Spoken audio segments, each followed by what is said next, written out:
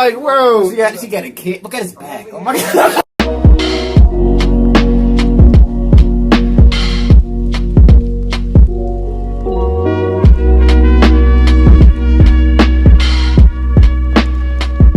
Yeah, what's up? Welcome back to another reaction. We're gonna be reacting to the Area 51 Rabbit Hole is Deep, Part 1. This is Parasite TV.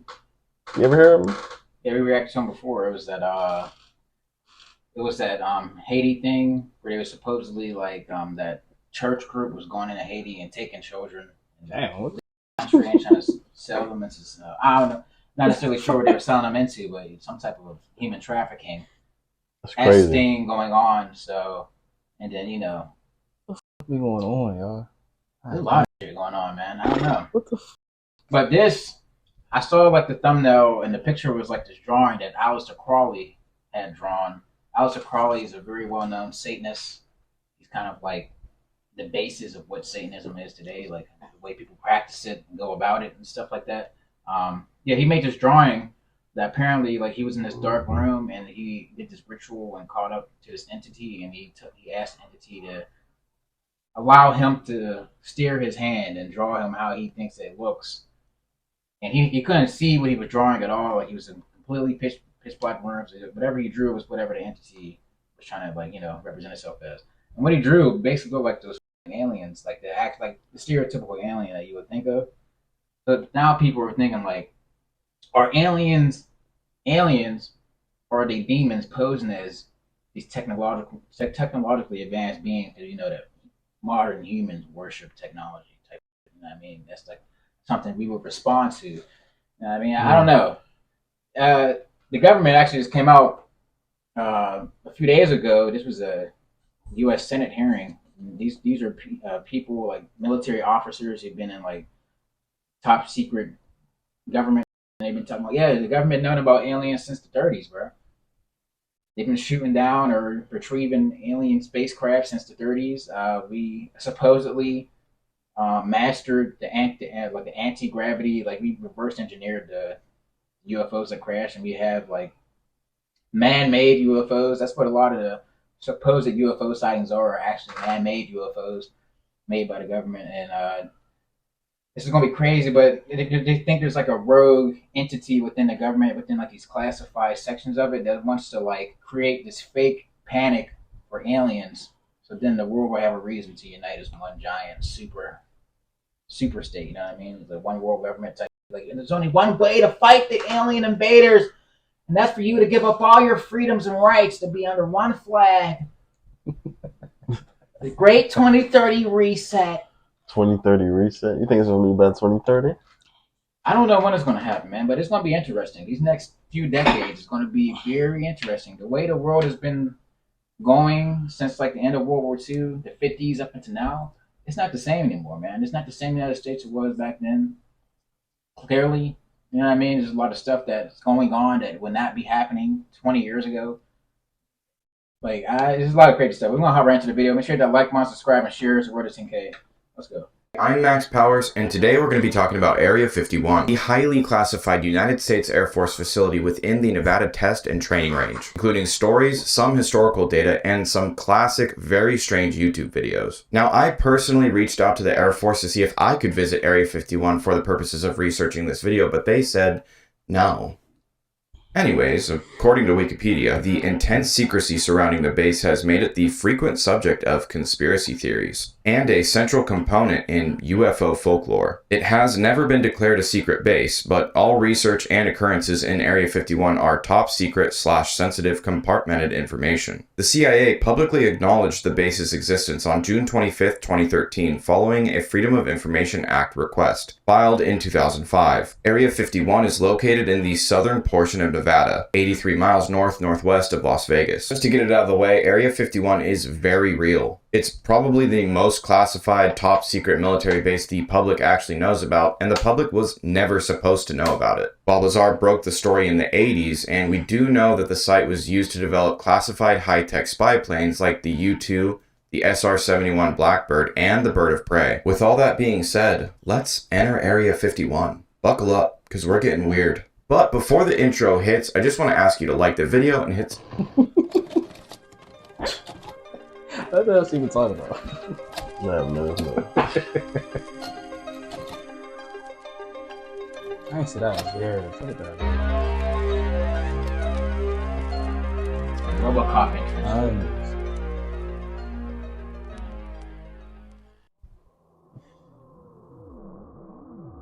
Would it be hard if somebody start remixing those?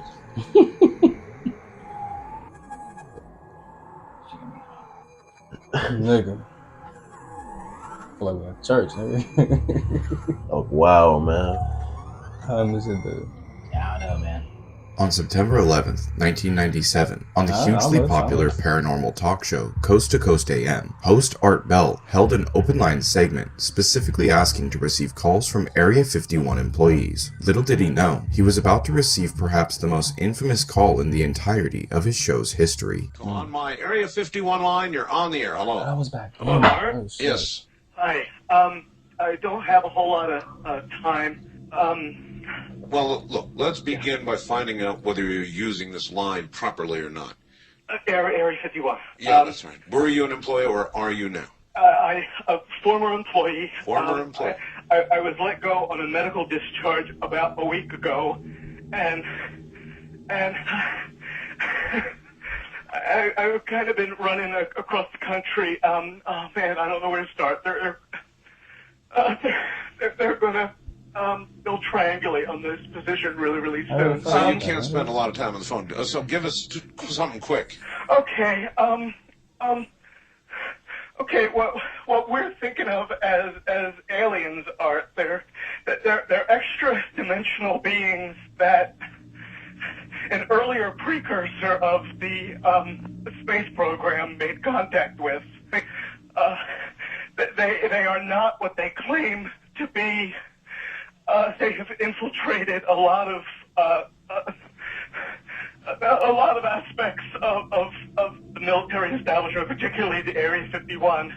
The disasters that are coming, the military, the government knows about them, and there's a lot of safe areas in this world that they could begin moving the population to now, Art. But they're not doing anything. They are not. They want the major population centers wiped out. Nationwide, the signal to the radio show vanished as audiences heard dead air or backup local programs kicking in on their radios. Art Bell and crew presumably rushed behind the scenes to figure out what happened to the signal before returning moments later with some ominous news. Halfway through the frantic call, the studio suffered a catastrophic satellite signal failure, a rare occurrence that the show had never experienced before. The signal loss seeming even more sinister after the caller mentioned that they would be triangulating his call any minute. Well, this was certainly interesting. We are now on a backup system, everybody. A backup system.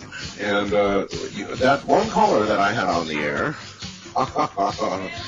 I guess we were about in the middle of his transmission, his telephone call, which was one of the strangest ones I've ever had. And the entire transmitting system by satellite went down here, and we were notified we were off the air. And it would appear to be from this end and some sort of massive transmit failure. So we are now using a backup system to be on the air. And not that I would normally believe this kind of thing, mind you, but I can't help but wonder if somebody zapped us in some way. We'll find out. Oh, well, what happened is the transmitter here blew its cookies. In some way, something knocked us off the air, and we're on a backup system now. And how far into the conversation was it when it went off? Just a couple, about 15, 20 seconds, I'd say. Oh, you guys you really missed a call then, and I've got a feeling somebody didn't want you to hear it.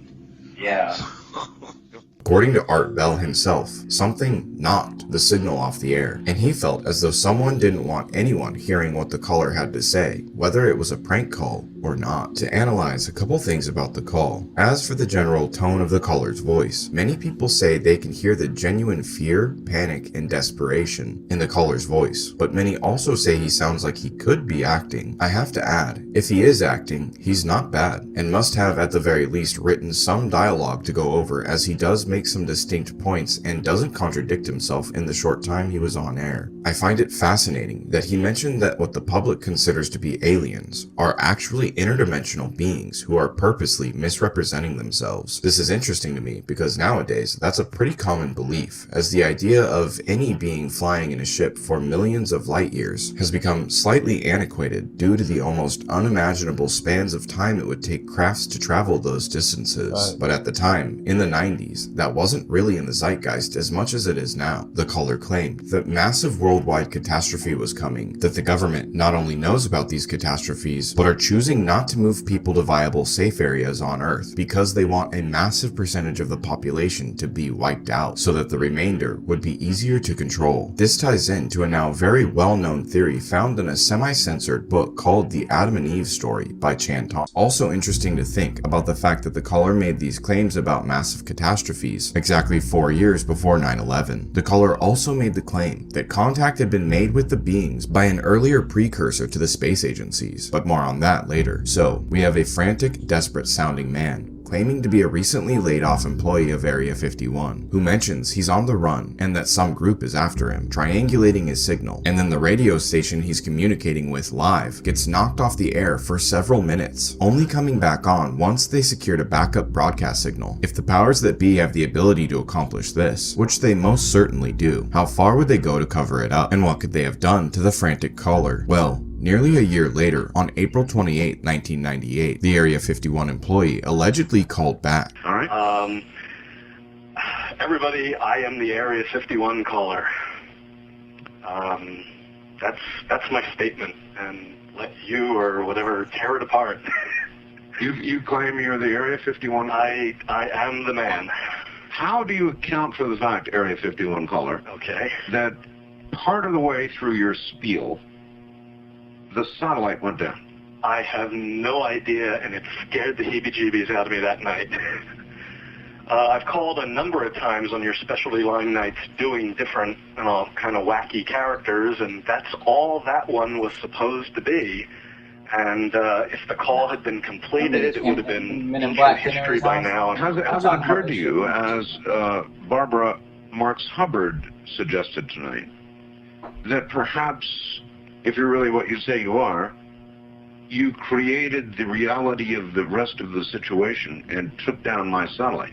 That scares the heebie-jeebies out of me because it means that what I was saying was somehow correct, and it was fabrication, kind of creating a reality. Yeah, if that was the case, I humbly apologize to you because I love your show, and the last thing I would ever want to do is Knock me off the air. So what can I do to prove my claim here? Like a You porno, could give dude. us a little of what you gave us then so that we could hear it and know it to be you. Are you sure you want me to do that, Art? I'm positive. Don't, Art, please. I don't want you to ask me to do this. If I start doing that guy, You're right about that. Now, let's just take that little sample that you just gave us so that we don't alter some sort of hard little reality here at the end of the program, and we'll let the callers be the judge. Okay. All right? Is this the Area 51 caller? The voices sound extremely similar, but couldn't any talented voice actor pull this off with almost a year of prep time? If not for the station being abruptly knocked off the air, by Art Bell's own admission, most likely by some kind of government intervention, I would 100% believe this was a hoax or a prank call. But even if it was a hoax, the station was knocked off the air, which Brian even admits badly scared him, making him think he had unwittingly uttered some hidden truths in his call. I know a place that's peaceful and that quiet. game? Trying to A place where animals play. It's called... What was that? No, what the fuck What is that? What's that game? The nuke, like a nuke, John?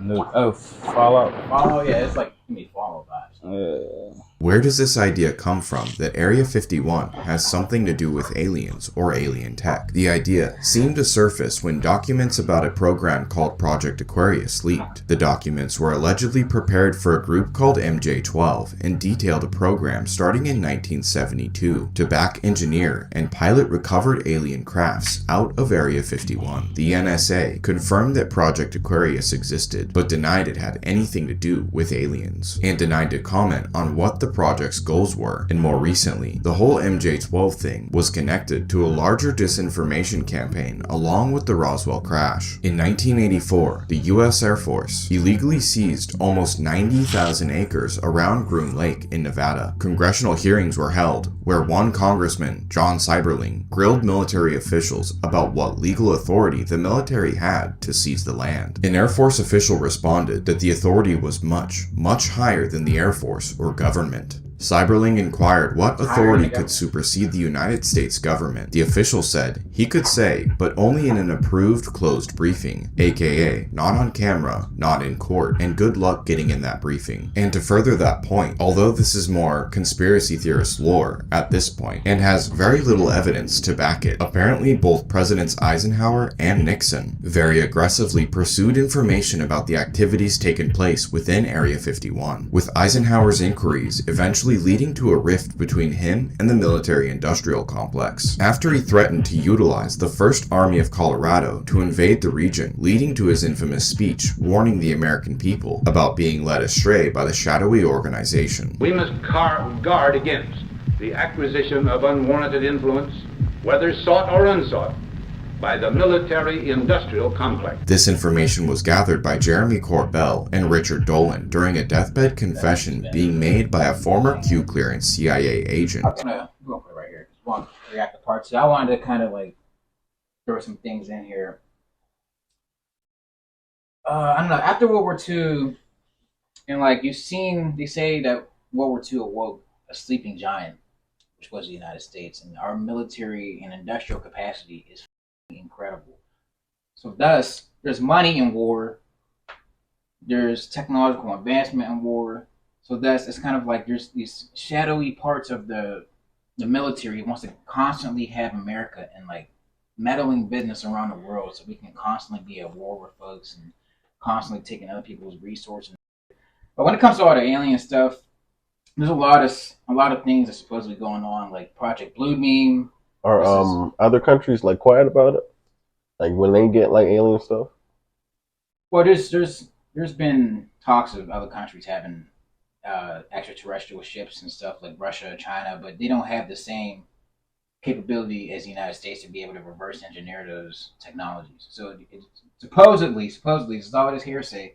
Supposedly, the United States has had the most success in re-engineering this technology. I actually wanted to react to a guy named Dr. Greer, Greer, if you want to look into some of the stuff that he's talking about. He's been coming out with he's been doing it for the past 20 years, 30 years, but this recently now, you're starting to see his stuff become a lot more popular, and he's been doing like a lot of different summits, just bringing whistleblowers or people who are in the government programs. I would see his ads and stuff. I don't know, man. I think aliens are, one, I don't think they're traveling across the universe. If they are real, these are aliens. Like they said, they're likely interdimensional beings. They likely come from a different plane of reality, so they're able to reach certain parts of the universe in like an instant like that. Can you imagine? But it's like, are those aliens or are these demons? Are these the demons that the Bible or any of these other... Because we have no way to like even know how. I don't know, man. But there's no way to tell. Like, how could we as humans tell, like, if that's a demon or an extraterrestrial being? I don't know. We can't even. It's nuts, though. Yeah.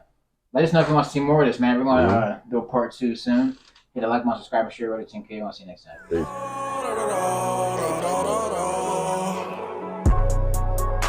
Peace.